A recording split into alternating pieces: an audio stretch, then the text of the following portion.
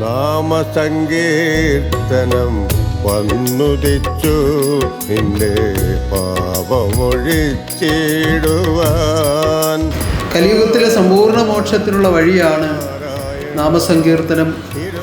അത് ലോകത്തിൽ ആരാധനയിൽ കൂടി പൂർത്തീകരിക്കുവാൻ ഈശ്വരൻ തീരുമാനിച്ചിരിക്കുന്ന വ്യവസ്ഥയാണ് ഇപ്പോൾ നമ്മൾ നടത്തിക്കൊണ്ടിരിക്കുന്നത്.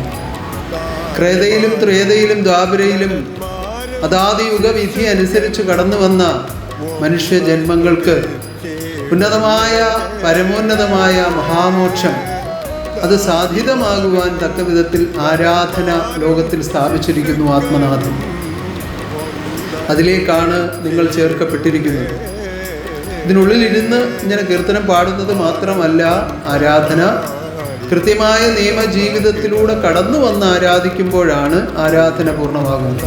നാമസങ്കീർത്തനം വന്നുദിച്ചു നിന്റെ പാപമൊഴിച്ചിടുവാൻ.